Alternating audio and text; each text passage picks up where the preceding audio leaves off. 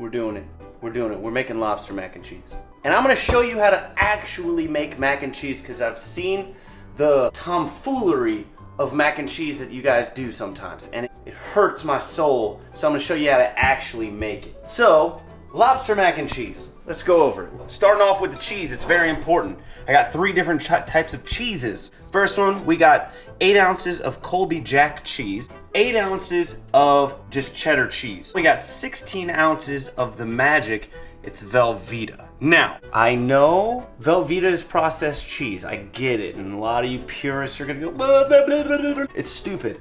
No, this is important. What it does is it helps your cheese in your noodles in the mac and cheese not harden and become like cakey and stupid and gross. It keeps it gooey and cheesy and delicious. All right, it helps it not harden.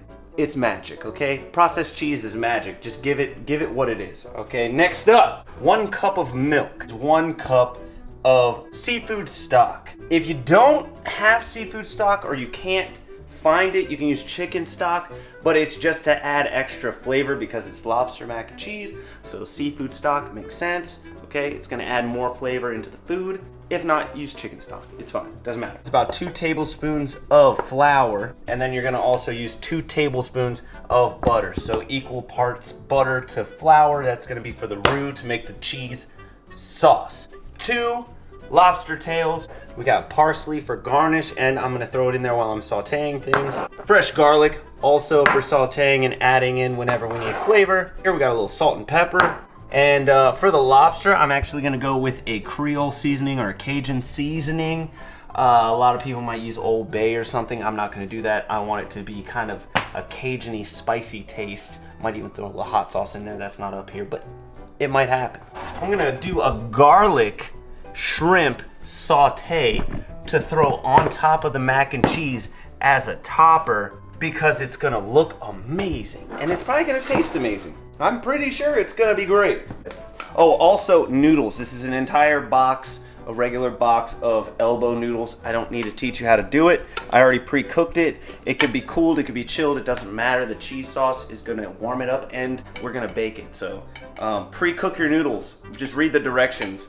We're gonna make the cheese sauce, and it starts out with, first step, we're gonna make a roux. What a roux is a thickener for a liquid, pretty much. It basically makes a sauce, and we're gonna make a milk sauce. Don't question me on the term milk sauce. It's equal parts butter and flour. We're gonna throw that in there. We're gonna throw a little olive oil in so the butter doesn't burn. If it starts acting crazy like this, just take it off the heat. I didn't know this hot plate was that intense. You can go ahead and just add your flour in. Cool. Then we're gonna whisk her on up until it's all incorporated and it becomes a smooth, like paste almost. Once it looks like this, okay? You see this? You see this? It's all incorporated together. It looks beautiful. That's gonna thicken up our milk and our seafood stock. And as you're pouring the milk, you're stirring it. You wanna make sure there's no chunks of the roux just kind of hanging out. You see how it's starting to thicken up? Look at that, already thickening up. Pour the rest of that in there. Next up, we got our seafood stock. Bastard. I'm just gonna pour it in, I don't care. It'll thicken up on its own. Now this is gonna be your base for your cheese. So your cheese can melt down and become a sauce. If you really want to, we can go ahead and take a little salt and pepper. Salt and pepper that up. This is good enough because you're making mac and cheese. Once you got that going, you can start adding in your cheese because you want it to melt slowly. So you're gonna wanna have this on a low heat, but be careful because it's gonna splash up. And that's beautiful. Now the residual heat from your sauce will help melt the cheese into a beautiful sauce. Pay attention to it. Stir it with a nice rubber spatula every now and again, but keep that heat low and this will just melt as it goes. And while this is cooking and getting all melty and we're paying attention to it, we're gonna go ahead and get the lobster and the shrimp ready to go so we can incorporate everything together. All right, let me show you how to cut up this gross creature. I think lobsters are weird, man, but it's gonna be good in this. Look at this. Ew, I hate it. I hate it so much, but I'm gonna show you how to get them, extract the meat out. You need some scissors, all right, some shears. You're gonna go up top like this, and you're just gonna cut down the entirety of it. All right. Cool. Shove your finger down into the bottom of it to loosen it, and then you just take the meat and kind of plop it out from the shell. And then now that the meat is out, you close that up, lay the meat right back on top, right? Oh man, so beautiful. Then you put butter on it and stuff and broil it in your oven, and then you put it right next to a steak, and then you will impress any woman ever. But that's not what we're doing, so we're just actually gonna rip all of the meat out of this. Cool. And discard that, and then I'll do the same thing with this one.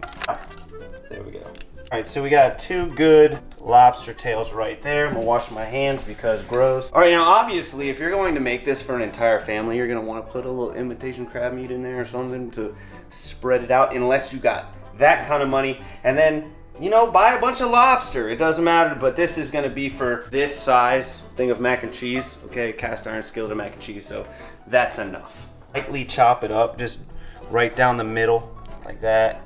And then get some decent sized chunks.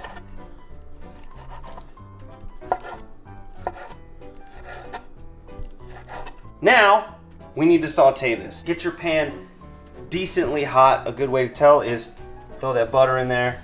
Obviously, it's gonna start going. That's about a tablespoon and a half of butter. When you want your pan to be hot. Same thing with the shrimp that we're gonna cook later. You want it to be hot. You wanna get that good sear on it. So, butter's in the pan. I'm gonna take some fresh garlic that I chopped up. We're gonna throw that in the butter. Now, it's gonna start smelling amazing. If you have white wine, which all of you should, because we're still technically in quarantine right now, so everyone has some weird amount of alcohol in their house.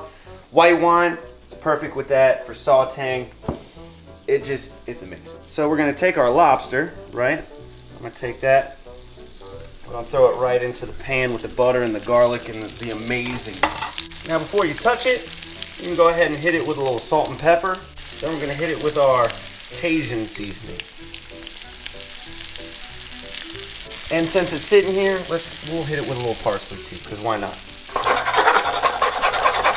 Now this is not gonna take long at all. This is actually gonna be real quick. Just take a gander at that.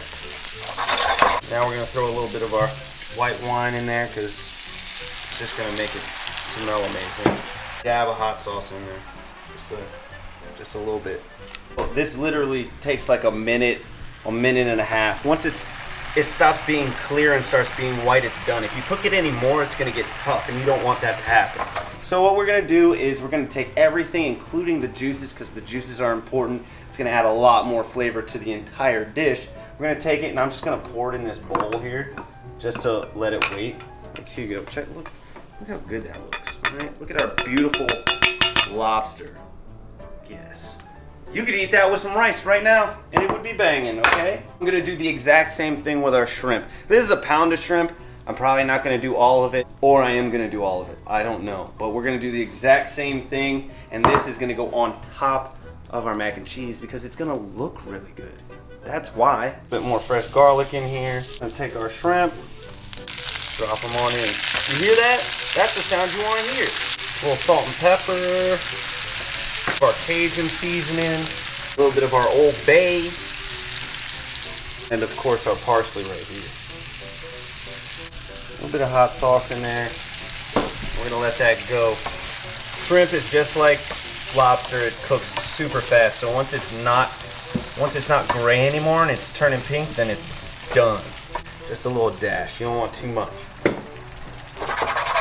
So this, I had to move it to our actual stove because the hot plate wasn't hot enough, and I needed it to get a little sear on the shrimp. But it doesn't take long, but that just shows how hot you need the pan to be. I'm gonna save this for the topping for later because of how goddamn amazing that shrimp looks. And it smells fantastic. In under like, what, 6 minutes, we got our actual filling, and then we got the shrimp that goes on top. I'll probably put some of that in the mac and cheese. All right, come here. Look at this. Look at this sauce. All right, you see how beautiful this looks? You see how great this is? All right, this is your cheese sauce. This is magic. This is the consistency and thickness that you want your cheese sauce, okay? All right, now let's get this on our mac and cheese and lobster and stuff.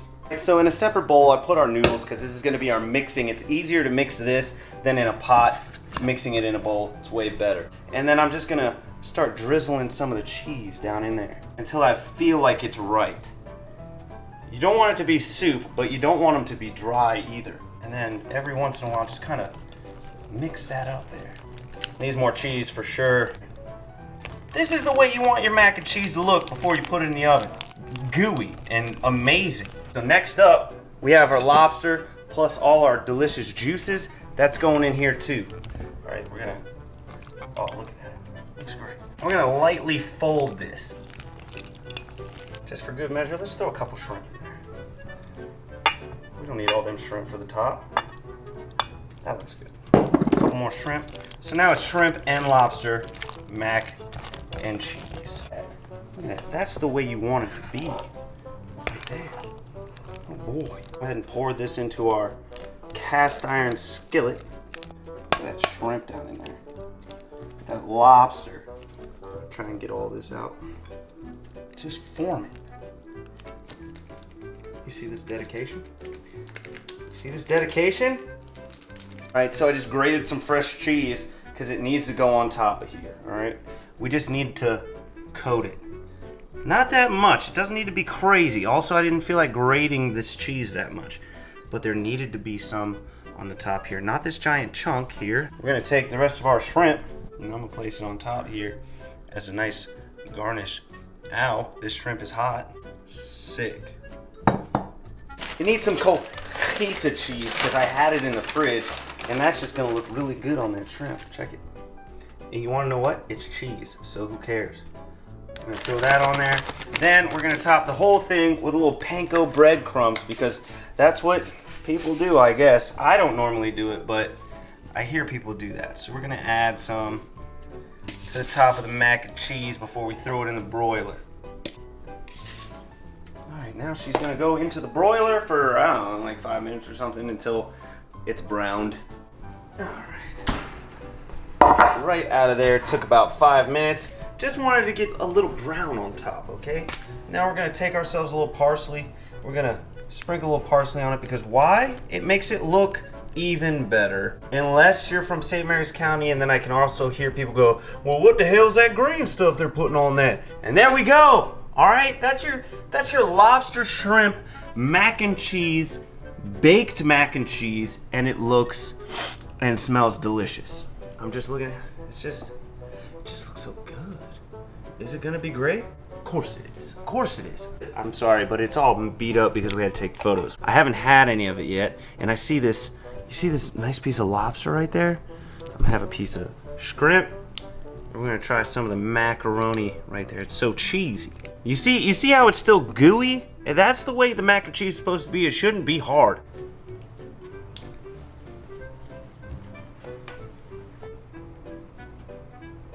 So cheesy. It's so rich. That's the term I want to use right now. You definitely get that shrimp and the lobster and the sauce we created when we sauteed it. All of that together with the cheese and the crunch on top. I might be a fan now of putting panko breadcrumbs on top of my mac and cheese. It's banging. I don't know how you could eat so much of this. It's so thick and rich. That's the only thing I can say. It's very cheesy, but in a really good way. Flavor's great. Let's stop here. Make that for a date. Make that for yourself if you're sad or if you're happy. Just make it all the time. It's really good. Anyway, comment down below if you've had this or if you make this. Let me know how you like it. All of that good stuff. Like, share, subscribe. Definitely subscribe. We're moving on up. Last video I was like, thanks for 500 subs. We're at like 530 now. Let's try to get to 550. Just small increments, that's all I'm saying. Just small increments, we're trying to grow. But I appreciate it. Thank you so much for watching. This was the video. I'll see you guys in the next one.